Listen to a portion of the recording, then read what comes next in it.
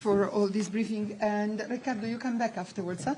So now let's go ahead with the humanitarian aspects of the situation in Gaza. First of all, I think I don't need to remind you, but we have sent you three statements and readout yesterday from the Secretary General on the hostages, on the ceasefire, and on his conversation with the Israeli Authority. I won't reread them here, but I'd like to point out to them because, of course, the developments that we had in the last hours are extremely important. And one of the actors of this development was, of course, ICRC, and I'm happy to give the floor to Christian Cardon now to tell us a little bit more about what happened and what are the needs now.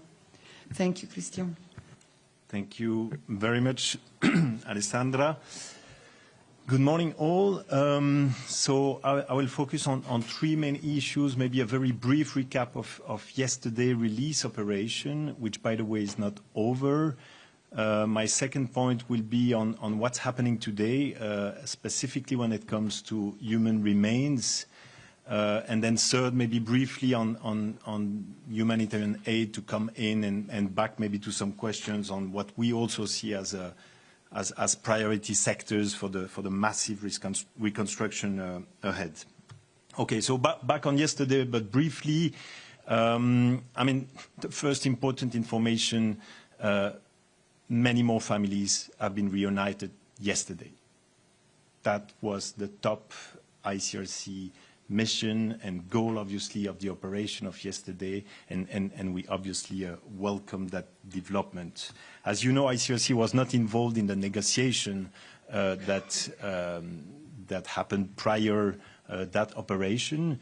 What happened is that the ICRC is called and requested by the parties, Hamas and the Israeli authorities, to play that role of neutral intermediary. As you know, also, this is a role that we have played since October 2023, but also in several occasions in that specific context, but also in many other war zones before. Yesterday, 20 hostages were handed over to the ICRC and then handed over to the Israeli authorities. And then on the other side, we had 1,809 Palestinian detainees who were handed over to the ICRC, as you've seen, from an Israeli prison, and then back for some of them to Gaza and others to the West Bank, and a little number also to East Jerusalem. Later in the day yesterday, also 4 deceased hostages were handed over to the ICRC in Gaza and then were handed over by the ICRC to the Israeli authorities. That brings us to a number since October 2023 of 172 hostages that have been released and where ICRC was involved in the release operation, and 3,473 Palestinian detainees who've been released, again, since October 2023.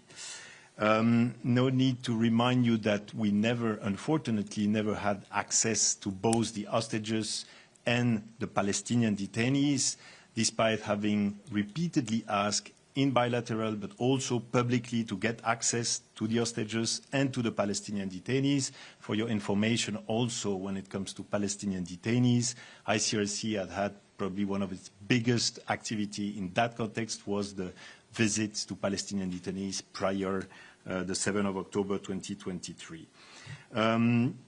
For that very complex operation of yesterday, again, which continued today and probably in the next days and next weeks, we had to deploy additional staff, 23 staff, in addition to 350 staff inside Gaza, including 50 internationals.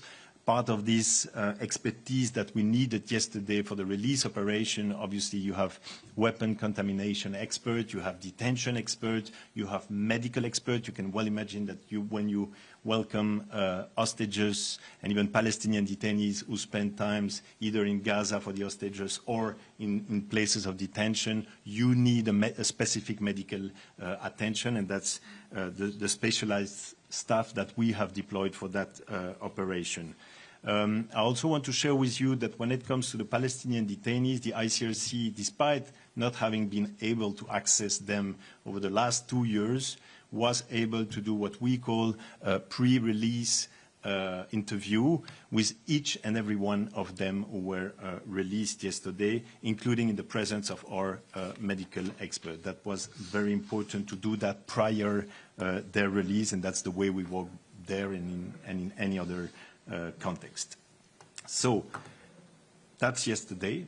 By the way, if we compare to previous operations that you have followed in the last 2 years, we also very much welcome the fact that compared to previous operations, these ones were much more discreet. We didn't have the ceremony, and this is clearly something that ICRC has been extremely clear about, being with Hamas or the Israeli authorities, that respect of the dignity of hostages, Palestinian detainees, and obviously, and I will get back to that, human remains should be ensured all the way.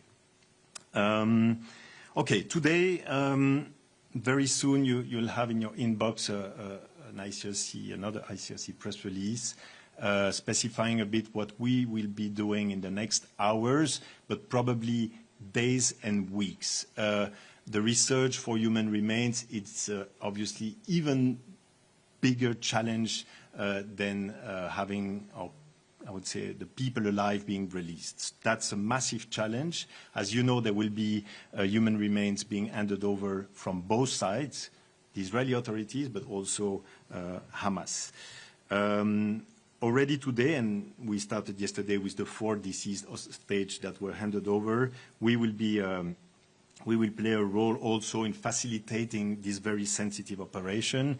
We've called once again, and in particular when it comes to the human remains, for dignified management of the bodies. And this means also that we need our forensic experts all along during this very sensitive operation. We will also be providing, whenever needed, very concrete materials, body bags, but also refrigerated vehicles, making sure that, again, the dignity of the human remains can be respected, and also, obviously, the identification of these people to make sure that as soon as possible the families who have been waiting for already too long can have the information about their loved one deceased. This remains also a huge challenge when it comes to weapon contamination in the area. I think that's listening also to colleagues from UNDP before, with the challenge we have in front of us when it comes to the reconstruction, the issue of weapon contamination will be central when starting the cleaning, but also obviously when starting the search for human remains that are still under the rubble, as we all know very, very well.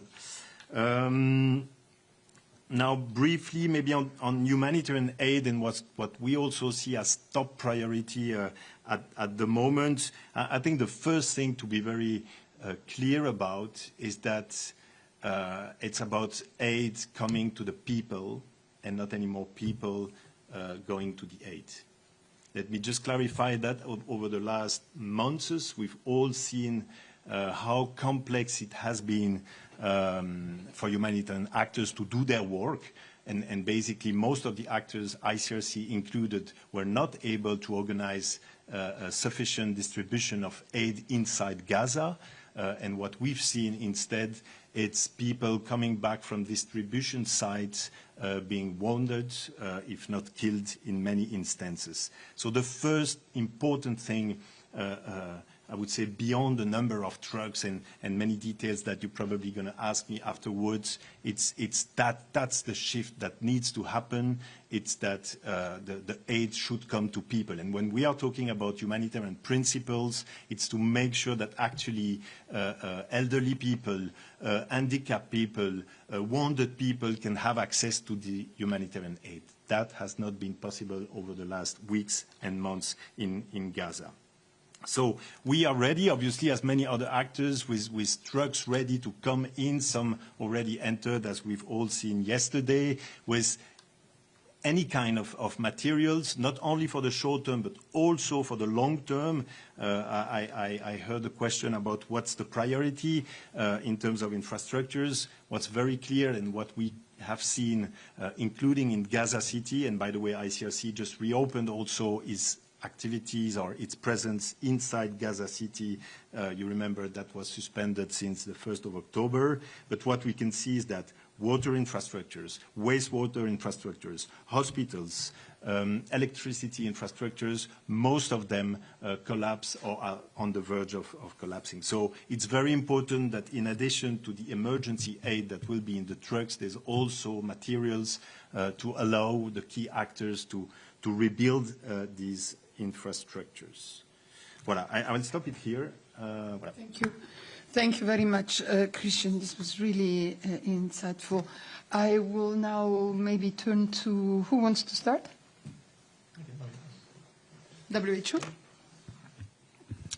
Thank you. Thank you, Alessandra. So just really a few points on immediate needs for supporting health system in Gaza right now. You have probably seen Dr. Tedros had a post yesterday. We managed to get to Al Ahli Hospital and deploy emergency medical teams there. We also got 8 trucks with the medical supplies for WHO, but also for health partners. We reached European Gaza Hospital to retrieve some equipment and moved it to a Nasser hospital. And we are on the way to get more trucks at the Karem Shalom crossing. Now, what is really needed? I mean, we've been talking to you on all these different parts of a health response in recent months. Well, first we need to scale up the delivery of medical supplies because the pressure on hospitals is not going to ease overnight. We need really to bring as many supplies as we can right now to make sure that those health workers who are still providing health care have what they need. As I said, we managed to get to Al-Aqsa Hospital, to Al Ahli Hospital, where we deployed some tents, and I will give you all these details in a note. Second thing is really to expand the medical evacuations from Gaza. 15,600 people, including 3,800 children, need to be medically evacuated. And since October 2023, WHO has supported the medical evacuation of 7,841 patients, including 5,405 children. What we need more countries to accept patients from Gaza, and we need restoration of all the medical evacuation routes to West Bank, where we had a medical referral pathway, to Jordan, but also to East Jerusalem. So we need all those ways through which patients from Gaza were going before the war to be restored. Just to remind you that before the October 2023, we had between 50 and 100 patients from Gaza getting out of Gaza for medical care on a daily basis. We need to support rehabilitation of hospitals and increase the deployment of emergency medical teams. And this is basically to restore specialized services. When we were talking to you about the hospitals that were still minimally functional, they were just providing minimum care. Many of the specialized services were not available anymore. So we need really to do that. And Dr. Pieperkorn was talking about the prefab facilities to increase the capacity and to have specialized services. Let's not forget mental health. We need to ensure mental health services are integrated into all levels of care, from community to hospital level. Mental health needs have more than doubled, with over 1 million people now requiring urgent support, with available services that are far from what is needed. And I really invite you to read the document on mental health psychological support that has been posted, and it really details the need of people in Gaza who went through horrible trauma and were exposed to conflict and violence, displacement and insecurity, were constantly in fear, and obviously everyone needs support on that. We talked to you about Need for rehabilitation. We issued a report, you will remember, some 10 days ago. Nearly 42,000 people in the Gaza have life-changing physical injuries, and 1 of 4 in these injuries are in children. And life-changing injuries account for 1/4 of all reported injuries since October 2023. Over 5,000 people have faced amputation. These people need rehabilitation services, and we need to make sure those rehabilitation services are available. We need to expand screening and treatment of malnutrition. In 2025 alone, over 500 people died from the effects of malnutrition. Right now, only 4 stabilization centers are functioning. We also need to scale up disease surveillance. We've been telling you occasionally about emergence of diseases. You will remember we had a meningitis, Guillain-Barré syndrome, acute respiratory diseases. We need to make sure that we can capture that any possible trends and to respond to it. And again, we need for that access, and we need a resumption of medical evacuations, and we need flexible funding. And again, we need this ceasefire to last. So I will stop here, and all these numbers will be sent to you in a note. Tariq and Christian on the other side. Thank you very much to both. And Ricardo is here also to answer a question on Gaza on behalf of UNICEF. I open the floor to questions now. Jamie? Thank you, Alessandra. Thank you, Christian, for coming to see us. You mentioned that the more operations are continuing. How many bodies do you expect to be handed over today? And could you just sort of give us a perspective, because it seems like this is a really important point going forward. How difficult is the process of obtaining human remains? What are the challenges, and particularly how concerned are you that any delays might jeopardize the ceasefire? So what are you telling both sides, either to tamp down expectations or encourage patience so that this important element doesn't derail the progress that has been made so far? Thank you, Jimmy. On the number, I would have had the same answer yesterday when it comes to the living hostages or Palestinian detainees.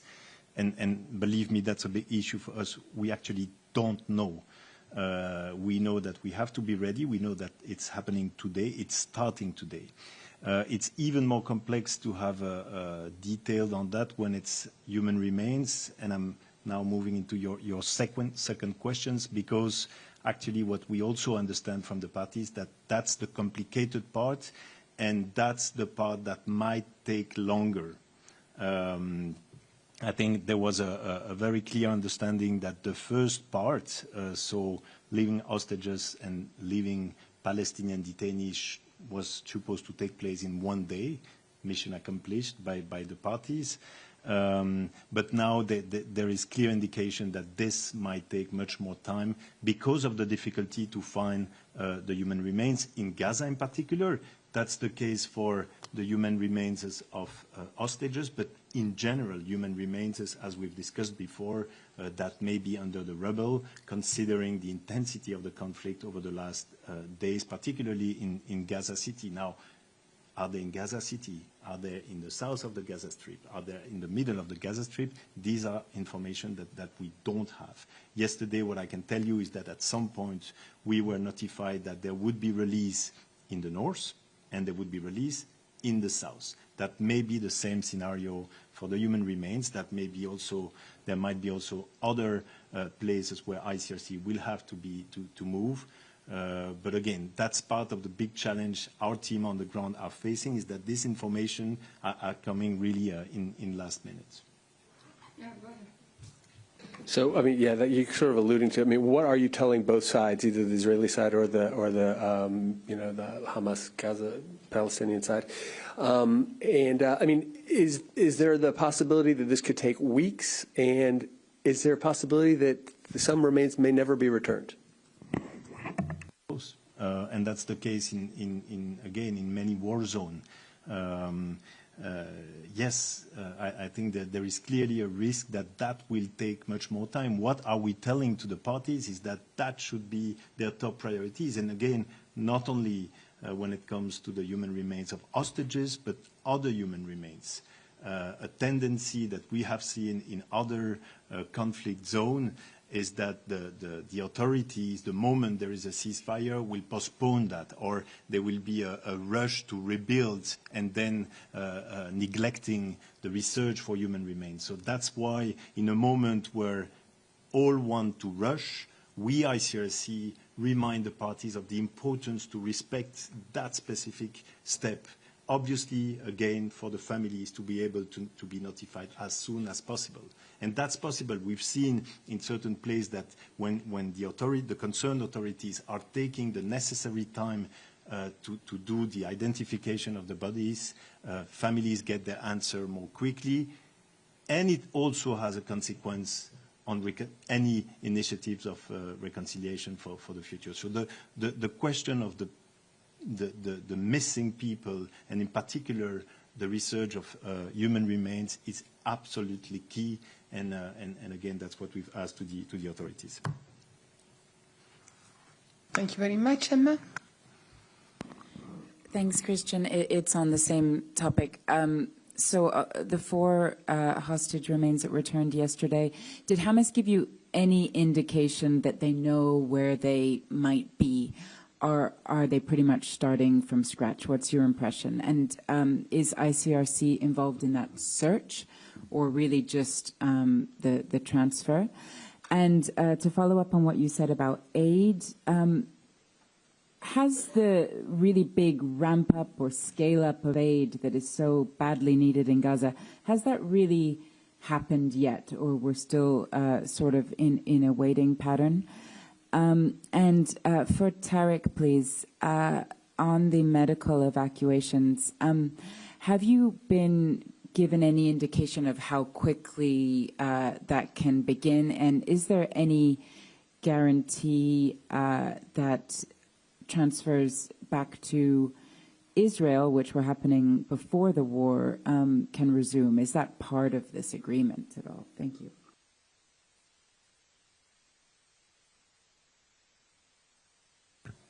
Thank you, Emma.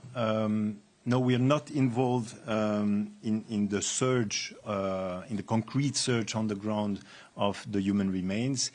Obviously, we are in very close contact with Hamas as we speak. That's what our team are doing, both, by the way, at the political and security, military level, and that's also the case, by the way, on the other side.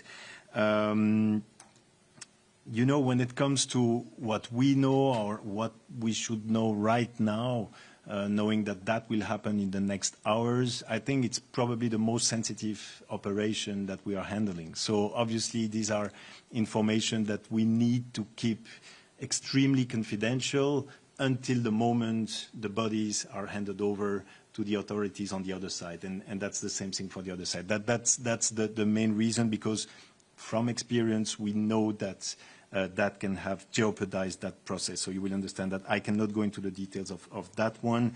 Now, when it comes to the aid, the answer is no, not yet. The shift has not yet happened. We are still witnessing, only few trucks coming in and large crowds approaching these trucks in a way that is absolutely not conform to humanitarian standards. So figures are talking about the need for 600 trucks per day for 6 weeks to alleviate some of the first needs. I think we are not yet there yet. We are clearly not yet there. Sorry. Thanks, Emma. Well, we don't know what will happen. Well, we can really hope, and we will do our best to get people as fast as possible. These are really people who have life-changing either injuries or diseases, because we are not talking only about the people with the trauma injuries. And if we look in the statistics of people who have been evacuated, let's say, since May 2024, 766 had a trauma injury, but 681 were oncology patients. There were 250 people with ophthalmology issues, congenital anomalies, cardiovascular diseases. So it's a mixture of people who have been injured, but also people who had pre-existing conditions. So we need really again, to find countries that will accept, and if you look at our fact sheet, you will see the numbers of per country who accepted the most, with Egypt accepting almost 4,000 people, followed by United Arab Emirates, Qatar, Turkey, EU countries, and others. We need countries to be willing to accept patients, but we need those really well-established corridors to Jordan, to Egypt, to East Jerusalem, where people were referred in the past. And you will remember that we were issuing a yearly report on referrals from Gaza to neighboring places. So we will do our best. We just have to understand that we are really talking, I'm giving you numbers. These are really people who need to go out, to receive medical care, to try to have a normal life again. And sooner it happens, better that it is. Ricardo, you wanted to add something? Yeah, just to chime in, I echo what my colleagues just said and reinforce how devastating these last 2 years have been for children across the Strip. And that won't change with a temporary ceasefire. Obviously, that's the very first step that we have been calling for, so we can start rebuilding that humanitarian system that has been basically dismantled or very close to being completely dismantled over the last couple of months. 3,800 babies in need of medical, or children in need of medical evacuation. We know that 25% of all children injured in Gaza have life-debilitating injuries. So that's several thousands of children who need better treatment and are not getting access to it, or even wheelchairs and crutches, and are not being able to get access to those supplies because they have been denied over and over to get in. So we're working on that.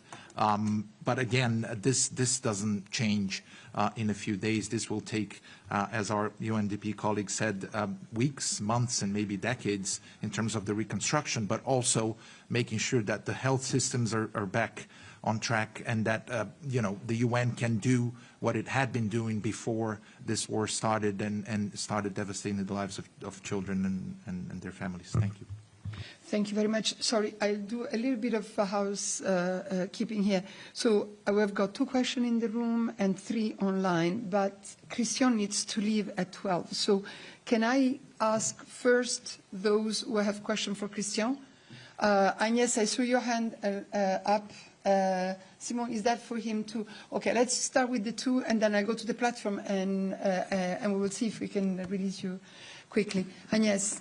Yes, thank you. So it's a follow-up to what you said, but it's also open the question to Jens, and think it's listening. You say that... He's in the room, Jens.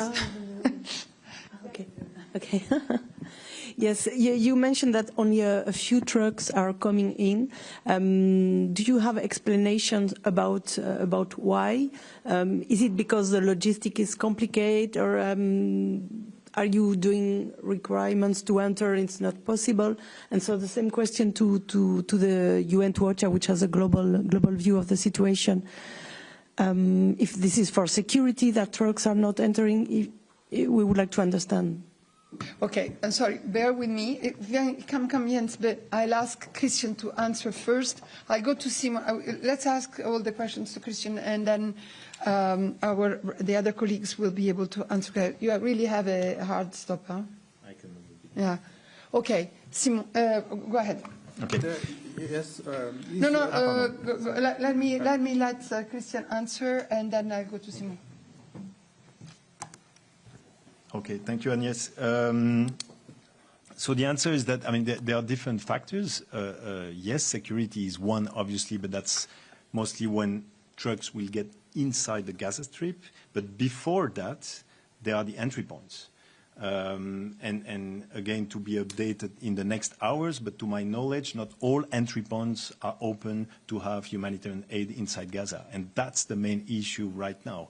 And that's what humanitarians, including the ICRC, have been calling for in the last hours, is making sure that because of the huge needs, all entry points can be open, like it used to be, as you know, in the past, prior October, whether through Kerem Shalom, whether to the north, whether to the south, Rafah, and that's what needs to happen urgently. Simon? Yes, Christian, what is your main interlocutor in Gaza? Still the Hamas, or you are speaking with other armed groups in Hamas to collect remains of hostage or other? And the second question, could you confirm that the Gaza Humanitarian Foundation has stopped its operation in Gaza? You mentioned also that there has to be a shift in the process of bringing aid into Gaza. On the Gaza Humanitarian Foundation, what I can tell you is that until very recently, until few days ago, they were still active on the ground. And I'm knowing that because we were still receiving on daily basis people wounded coming back from the distribution sites.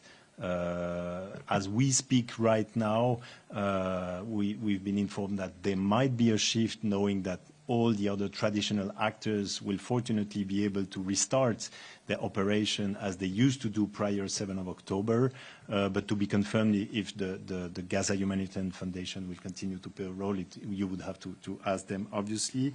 Yes, we obviously continue the dialogue, as I said before, with Hamas authorities inside, outside Gaza, by the way, political level, but also security, military level, and any other actors that could have an influence as we speak on the humanitarian situation, on the response, on the access of humanitarians.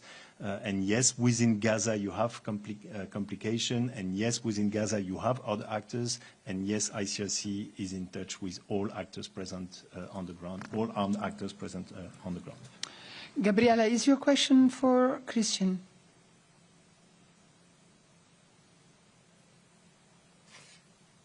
Yes. Go ahead. Thank you. Thank you very much.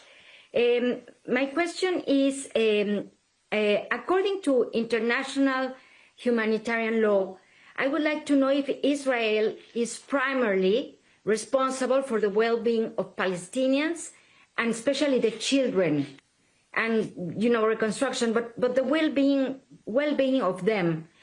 And maybe for Alessandra, or I don't know who can answer, maybe Christian. Yesterday at the hostage release ceremony in Israel, one of the speakers mentioned that this was not a genocide. So what do you think about that? Thank you very much. Okay, I will go into I will answer your first question. Yes, obviously, Israel, as the occupying power, has the obligation to ensure that the population occupied has access to vital infrastructures, has access to food, water, and health.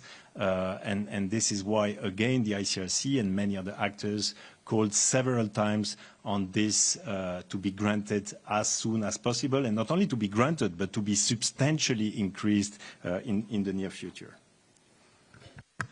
Gabriela, I think the answer is not for me to comment what other people say. I think the question of genocide, we have debated enough and expressed ourselves on this, and OCHA did the same.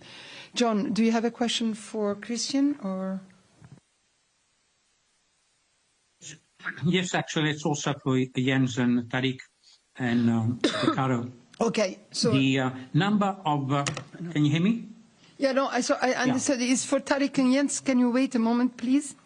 Because he has to go. Four. It's a general question, so Okay. Yeah, since the peace deal came into force, how many requests for aid have been approved by the Israeli authorities?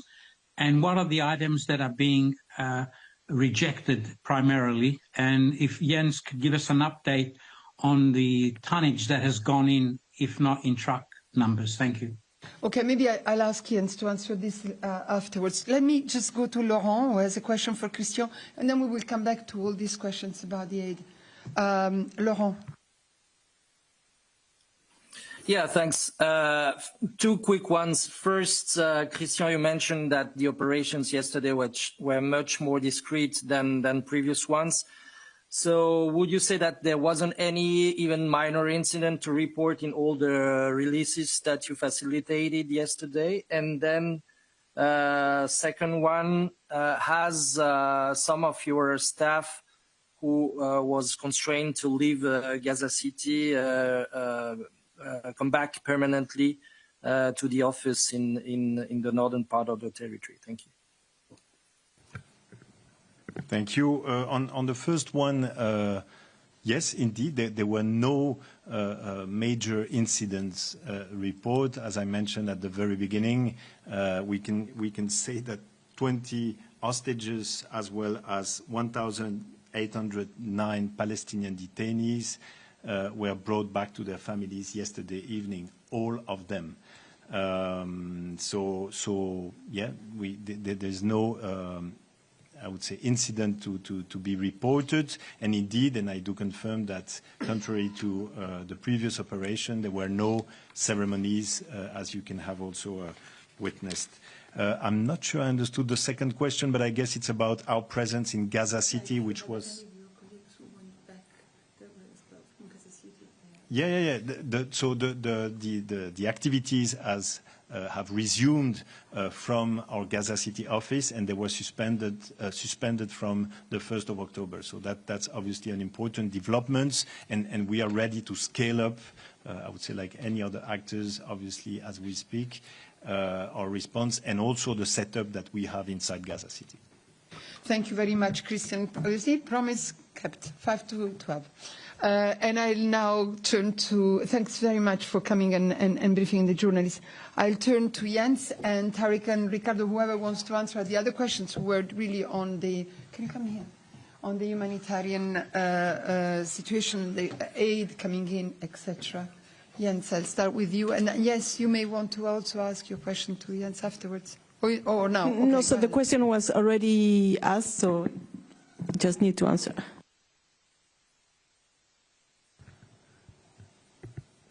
Thank you.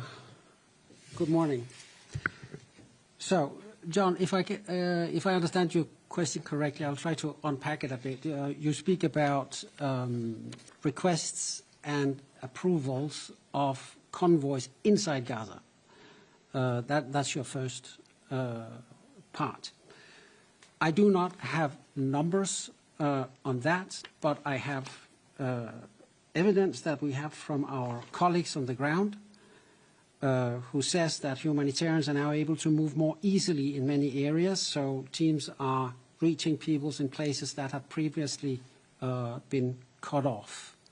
So movement restrictions inside Gaza is clearly better now than they have been in the past. And we use that, of course, to pre-position supplies, to deliver as much as we can. It is a very fluid situation.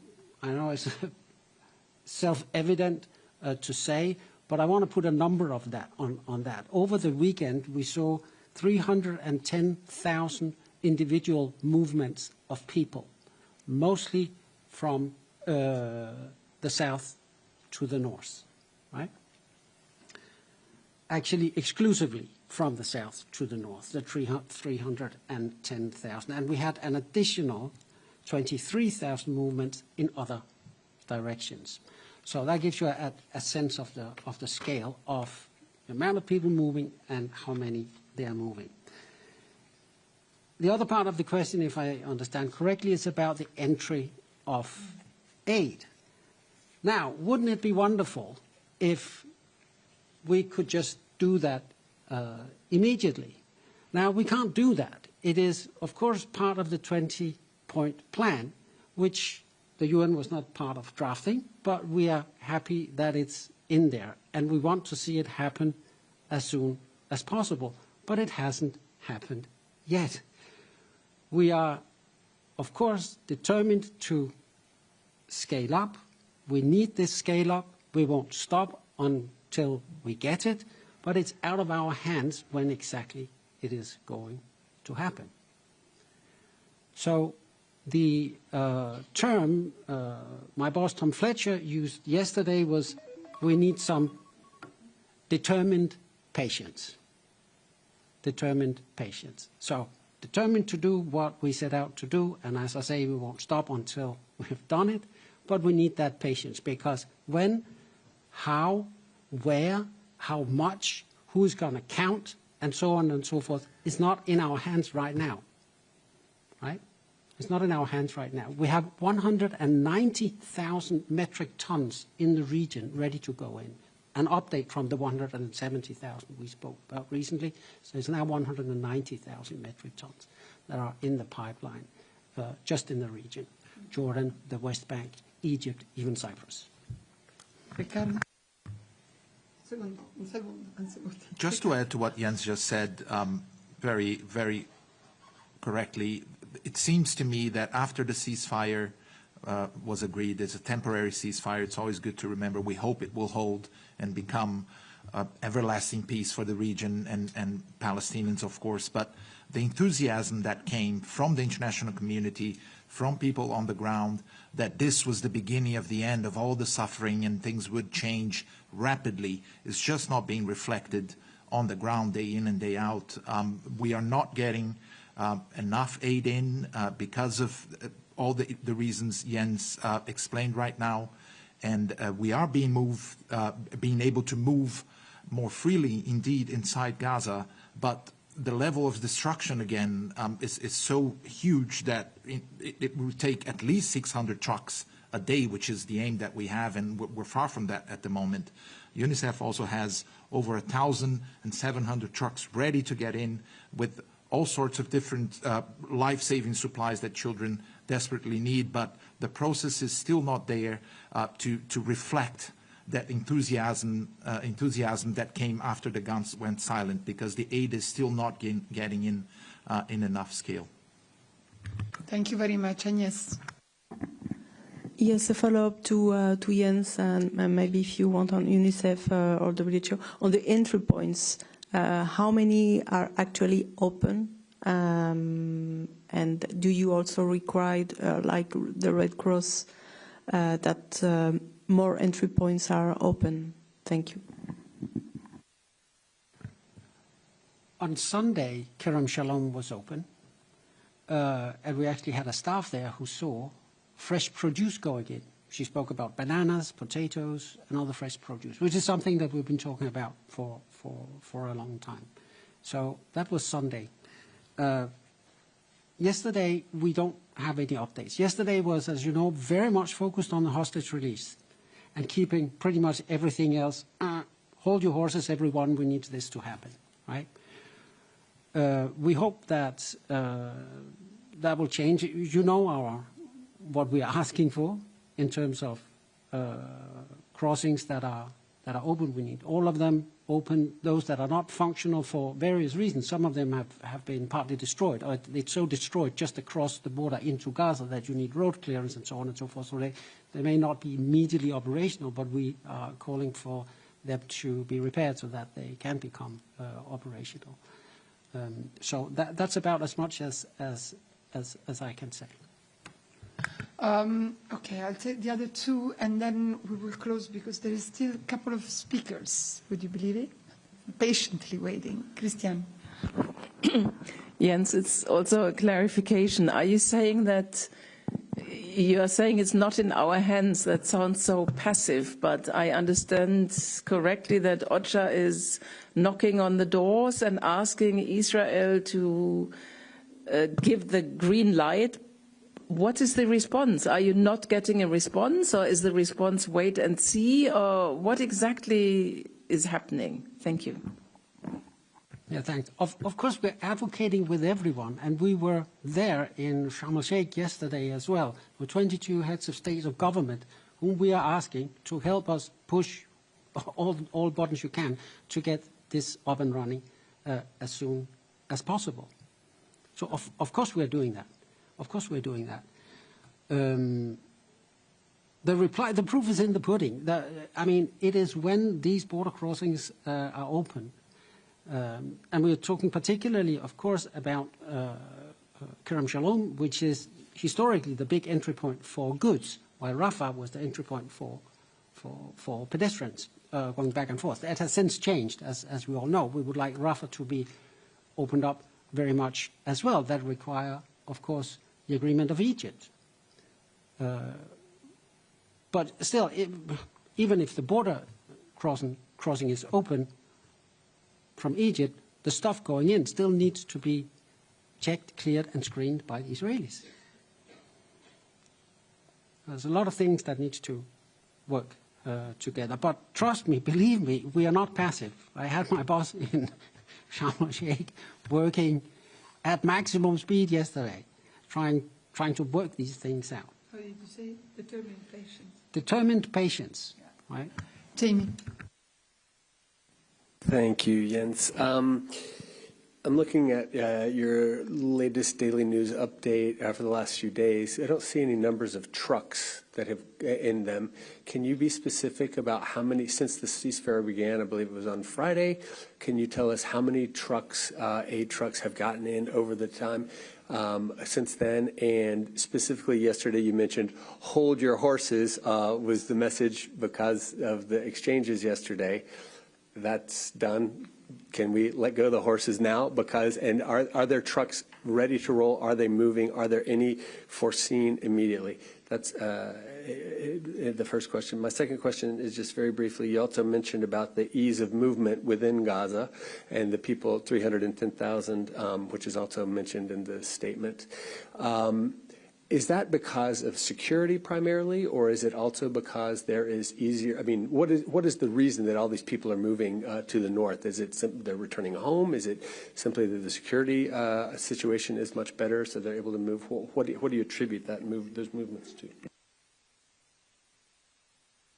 Thanks. Let me just take the first part first. I do not have at the moment consolidated numbers on trucks. On the movements, from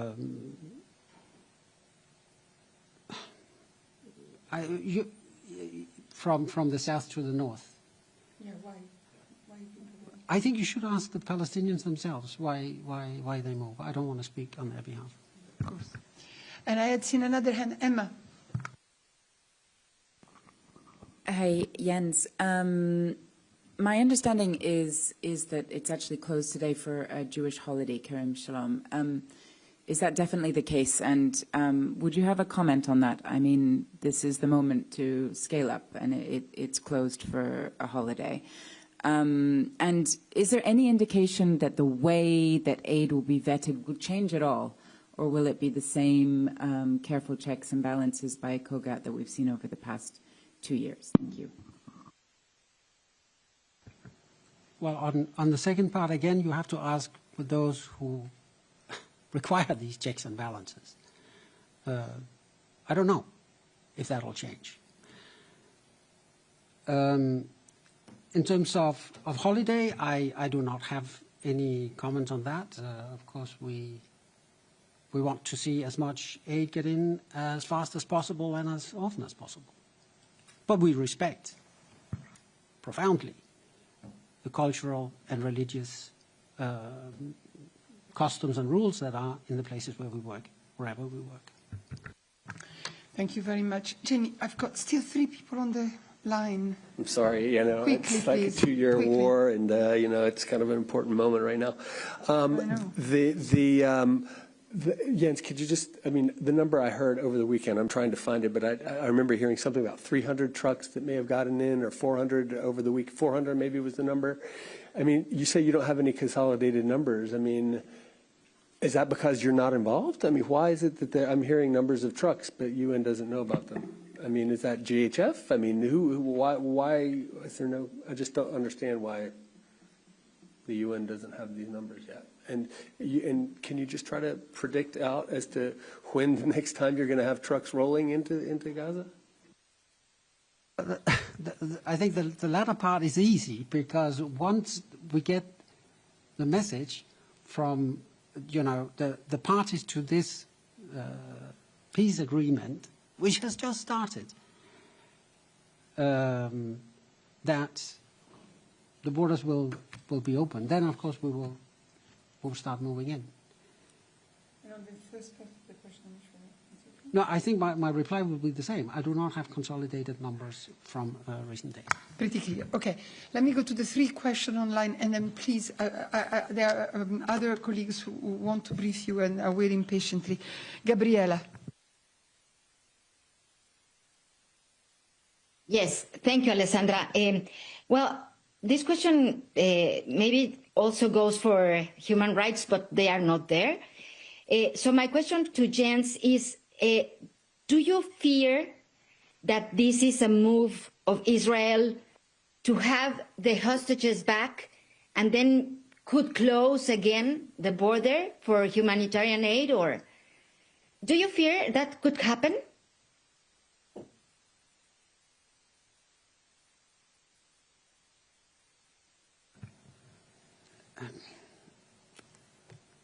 We want, I don't even know what, I mean, what to say to that. No, that's speculative. Exactly. I don't think. I mean, yeah. I think, I'm sorry, Gabriela, but I think that's speculative at this point. I don't think we have to speculate on what might be the reason for one or the other or what is happening. I think that we have a situation now. The Secretary General has very well described it in his statement. We need this ceasefire to make this ceasefire work. We need to implement it. We need time and access and everything we have been saying until now, Gabriela. And we will work for this. We are working for this. Simon, pardon, I've got, I don't know how to do it. I mean, I don't know, lady, to the colleague to WHO, I'm very sorry. If you can wait a little bit more. Sorry. Okay, let me go to the people who have been waiting on the platform. Isabel. Yes, thank you. Good morning, Jens. You said that yesterday and today maybe the movement of supplies that you have inside Gaza is easier. So I would like you to give us an order of idea of what is the volume that you have now in Gaza for how many people and what kind of supplies now. Thank you. Yeah, thank you. You'll have to ask the operational agencies about that because they are the ones with the actual material aid. OCHA is a coordinating agency. We do not have material aid to distribute. Sorry, Tariq, what did you say? I think, from WHO perspective, I gave you what are our priorities, and you will have all these numbers. And we can't speculate what will happen, but we need access to be able to try to do this to support the health system. You want to add anything? No, from UNICEF's side, we do have a lot of supplies pre-positioned inside Gaza that we have been using for many months, and we hope that we will add even more once the crossings are open. But as far as a consolidated number in terms of supplies, I don't have that right now. Imogen.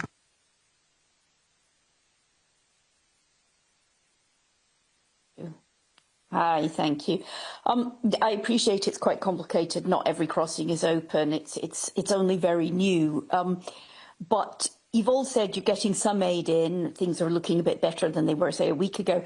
Are you working directly with UNRWA? I'm just not clear what UNRWA's role is here.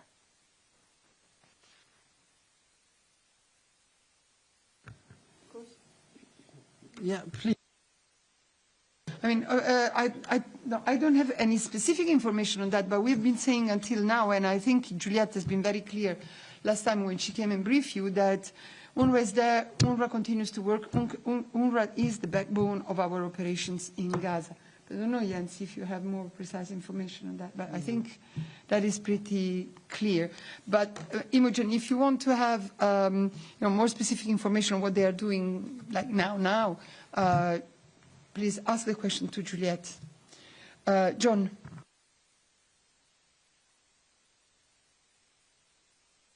Yes, it's a follow-up to Jamie's question and Imogen's.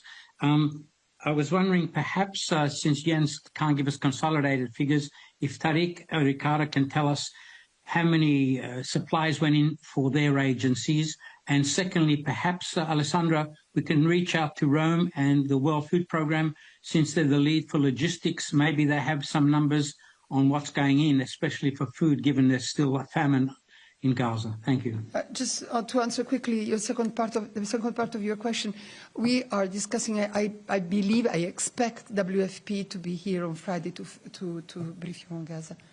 So on the first part of the question. Yeah, as I said, so on Sunday we had 8 trucks of medical supplies, including insulin, lab supplies, essential medicines, not only for WHO but for health partners as well. This was in the post by Dr. Tedros, and you will have it in my notes. Thank you, and Gabriela, and I think that's the last question. Gabriela. Yes, thank you, Alessandra. Thank you for giving me the floor. Well, just to have a time frame, when, I mean, is there positive signs? Because you are saying that aid is not coming right now like you want. So what is the time frame that you have that you would say, okay, this is rolling? What would you say to that? I mean, according to your experience in other conflicts. I mean, I don't think we need to go to ask for experience in other conflicts. We've had a ceasefire before in Gaza where we were able to roll in.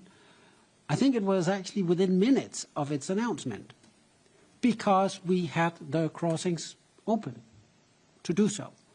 We are in the same situation today. We have been, of course, contingency planning for this scenario.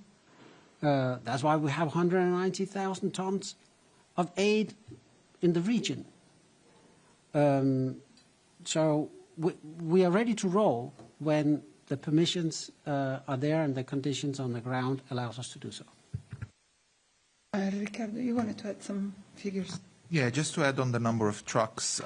So far, this is what we have, and in the last 24 hours, things might have changed, and I don't have the latest, but since the ceasefire was agreed on Friday, UNICEF had 41 trucks carrying winter clothes, tents, tarpaulins, dignity kits, and disability kits that entered Gaza. UNICEF has an additional 1,370 truckloads of life-saving supplies ready for immediate dispatch, with thousands more in the pipeline. So we're planning that in the coming weeks, if access improves and more corridors are open, that more shipments will come, including therapeutic food for children suffering from acute malnutrition. Let's not forget 500,000 people are still in famine situation or conditions. We have vaccines, medical equipment, water purification systems, alongside more winter supplies for children and families.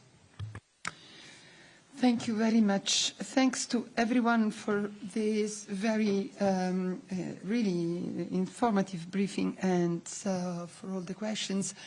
I'll ask now to Tariq to stay on the podium and ask his colleague, Dr. Nirja Chowdhury, Technical Officer for the Neurological, Sensory and Oral Conditions Unit, to come to the podium. Can we have the plate, please? Thank you very much. Thank you, Ricardo. Please. Thank you very much.